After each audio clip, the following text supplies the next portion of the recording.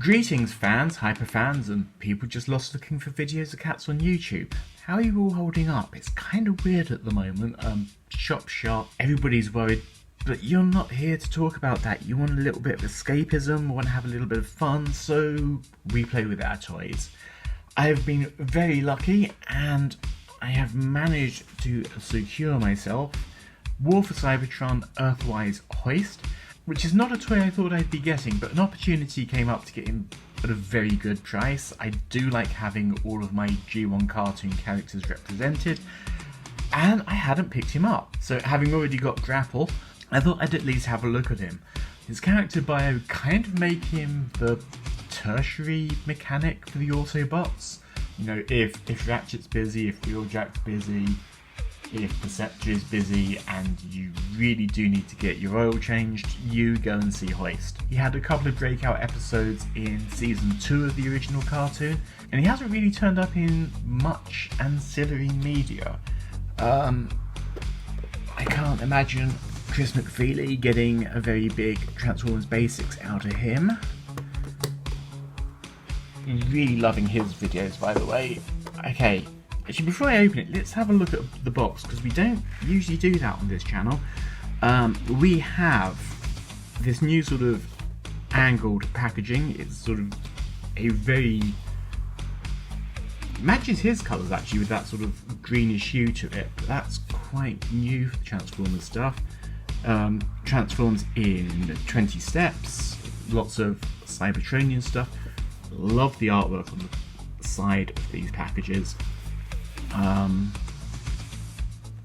That's all pretty much on everything. We got tiny little Galvatron on the top, so we hopefully will be getting him at some point. Info on the bottom. Yeah, that's pretty much it.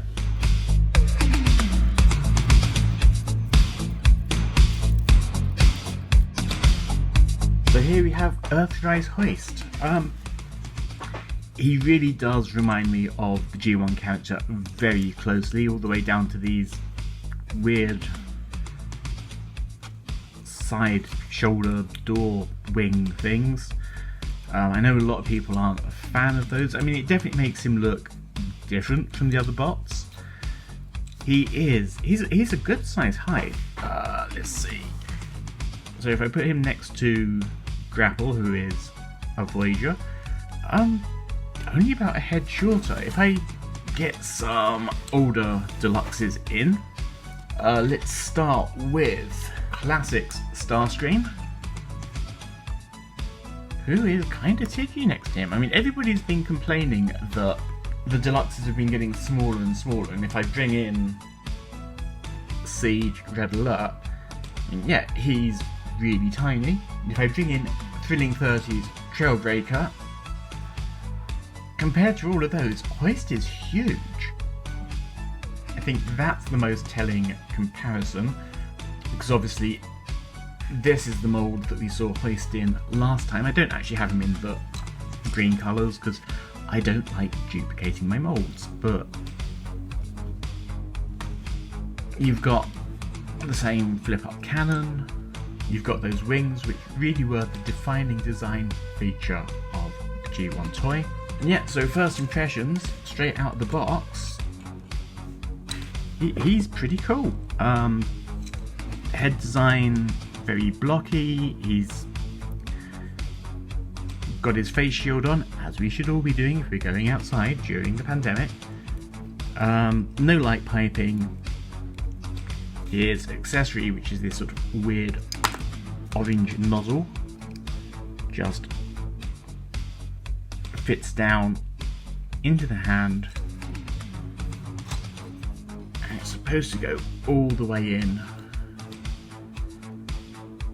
to cover it, but that's actually really tight. I'm not going to risk doing that on camera from arm distance. But that orange, I bring Grapple in, that's a pretty good match to that. So, you know, these two really do look very good together. As you've seen, I've only just taken him out of the box, so I'm gonna take him away, have a little bit of a play, and then come back and look at transformation and vehicle mode. And the box, like all the other EARTHRISE boxes, has really pretty insert with a tiny bit of red plastic in there,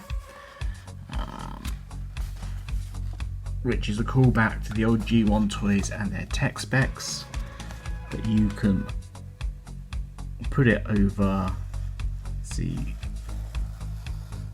space routes, logos, and of course the planet Junkion with its Cybertronian translation. Okay, so having had a little bit of play with him, let's talk about the articulation on him. The head is just on a very small ball joint. You get a little bit of up and down, but more actually on that neck panel than the ball joint itself. The arms are kind of a weird one because you have the sort of slight movement in these black parts, but the actual shoulder joints are a pin joint and a peg joint, 360 at the bicep, about 135 at the shoulders. The wrists will spin 360, but they're very tight.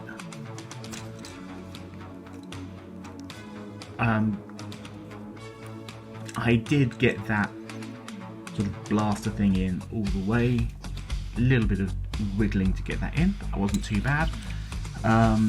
There is no ab crunch, there is a waist swivel.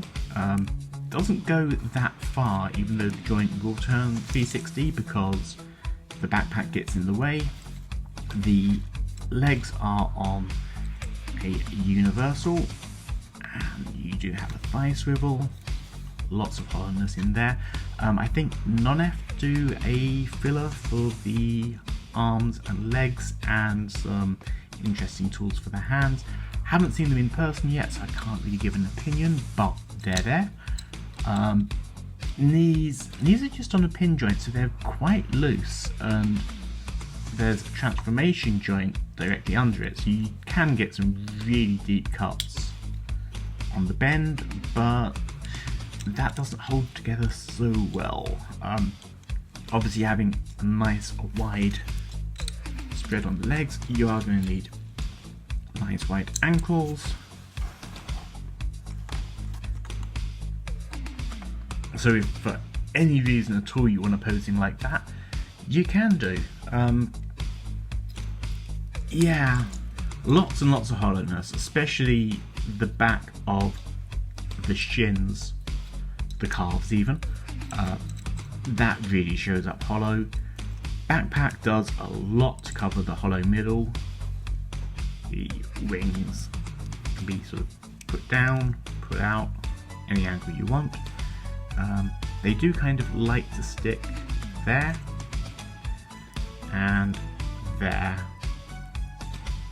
but yeah, okay, that's not too bad. Paint applications, not bad at all. You have the battle damage on the front there. The white has sort of, I don't know if that's being picked up on the camera too well.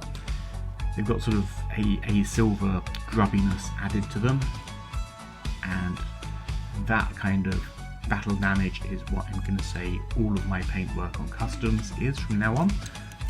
The hazard stripes are really clearly printed. They've got the white key line, black and yellow stands out really well.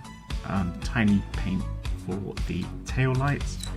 Let me get him transformed and we'll have a look at the vehicle mode.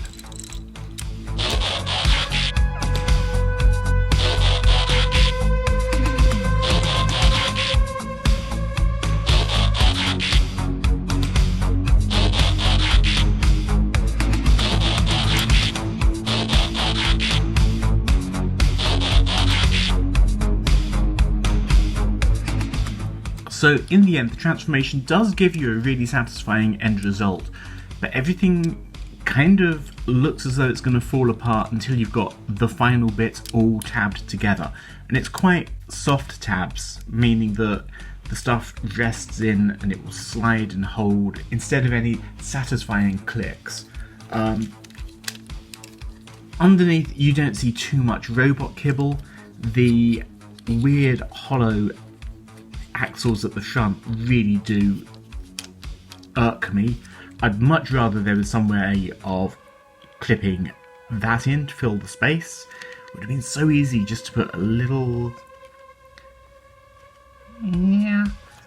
maybe just an indent in the end of that so that it will fit over those cross pegs.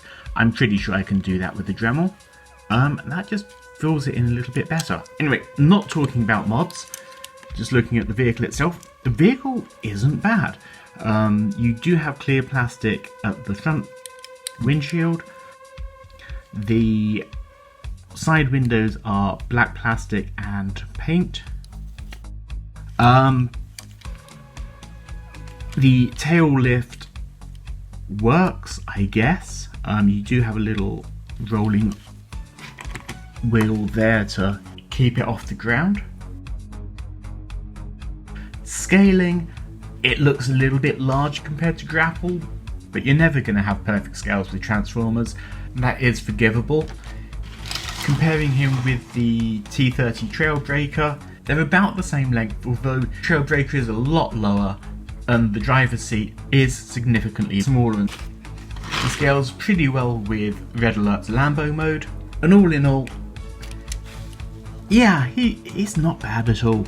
Oh, just wanted to point out, windshields are in translucent blue, and apart from those paint details they pointed out on the back, nothing else detail wise. You can put the trail lights up, you can put them back, although if you push them too far in, it's a nightmare to get out again. So overall opinion, he's a collection filler. He's not necessarily one that I would start a collection with. He's not necessarily one that I'd say I was waiting for. I'm pretty glad that I've got him though.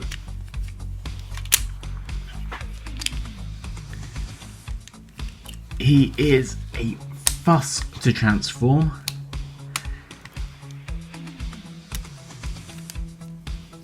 And very much reliant on doing everything in exactly the right order.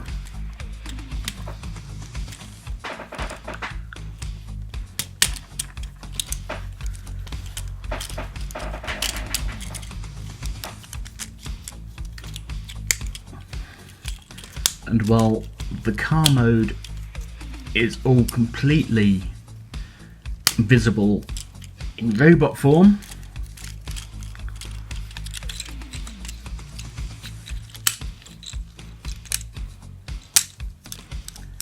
getting from one to the other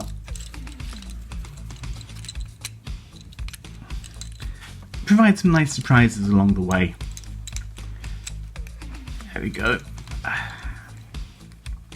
So EARTHRISE Hoist, much like his character bio, good chap, worth having on your team, not necessarily the first one you'd go for.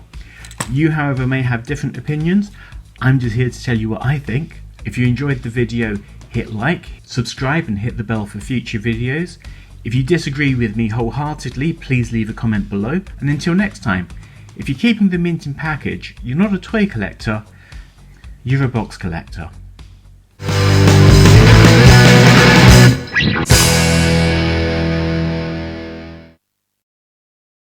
Quick word about the tail lift. It does have the airlock system, which means that you can grapple hoist or you can hoist grapple. And I'm sure if you're investing in the Titan class Omega Supreme or any of those builder base figures, this could be useful. Quite honestly, I would rather they had foregone the gimmick